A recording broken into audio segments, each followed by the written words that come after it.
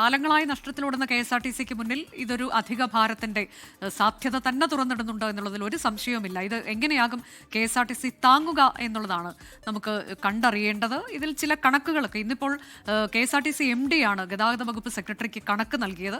ആ റിപ്പോർട്ട് നമുക്കൊന്ന് വളരെ വേഗം പരിശോധിച്ചാൽ ശരാശരി 29 ലക്ഷം ആളുകൾ പ്രതിദിനം KSRTC ആശ്രയിക്കുന്നുണ്ട് എന്നുള്ള ഒരു കണക്കാണ് ഇപ്പോൾ നൽകിയിട്ടുള്ളത്. അതിൽ തന്നെ കൂടുതലും സ്ത്രീകളാണ്. അത് കൃത്യമായി പറഞ്ഞാൽ ആകെ 29 ലക്ഷം യാത്രക്കാരിൽ 19 ലക്ഷം യാത്രക്കാരും സ്ത്രീകളാണ് എന്ന് പറയുമ്പോൾ 50% സ്ത്രീകൾ യാത്ര ചെയ്യുന്നുണ്ട് എന്നതാണ്. ഈ സൗജന്യം പ്രഖ്യാപിച്ചിരിക്കുന്നത് സ്ത്രീ യാത്രക്കാർക്കാണ് എന്നുള്ളതാണ് ഏറ്റവും പ്രധാനം.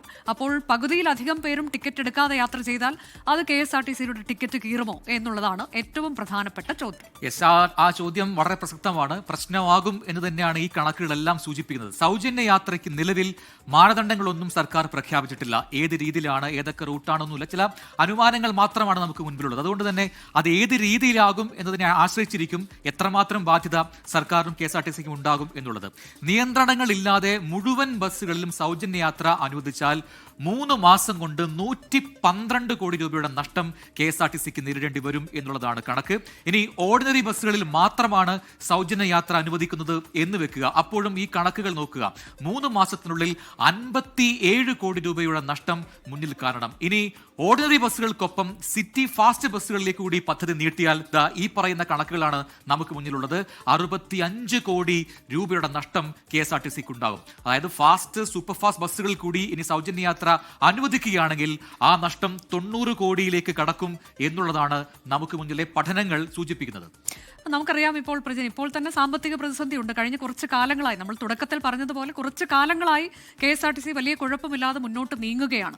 ശമ്പളവും പെൻഷനും ഒന്നും മുടക്കമില്ലാതെ തന്നെ കൊടുക്കാൻ സാധിക്കുന്ന ഒരു സാഹചര്യമുണ്ട്. അപ്പോൾ സർക്കാർ സഹായത്തോടെ തന്നെയാണത് നിവർന്നു നിൽക്കുന്നത് എന്നതും നമുക്കറിയാവുന്നതാണ്. 124 കോടി രൂപ പ്രതിമാസം സർക്കാർ KSRTCക്ക് നൽകുന്നുണ്ട്.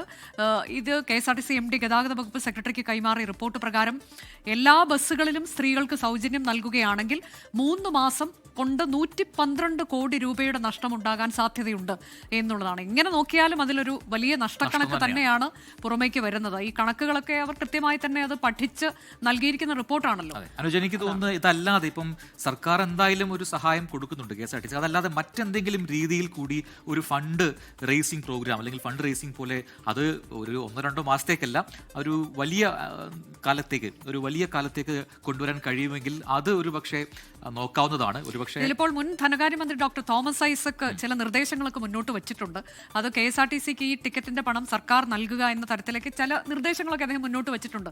പദ്ധതിയൊക്കെ കൊള്ളാം, പക്ഷേ അതിങ്ങനെയൊക്കെ നടപ്പാക്കിയാൽ നന്നാകും, നോക്കൂ എന്നൊക്കെ പറയുന്നുണ്ട്. അപ്പോൾ അങ്ങനെ അദ്ദേഹത്തെ പോലെയൊക്കെ ഉള്ളവരുടെ ഭാഗത്തു നിന്നൊക്കെയുള്ള പ്രതികരണങ്ങളൊക്കെ തേടി, അങ്ങനെ ഉപദേശങ്ങളൊക്കെ തേടി ആ തരത്തിലേക്കൊക്കെ കൂടി സർക്കാർ പോകുമോ എന്ന് നമുക്ക് കണ്ടറിയാം.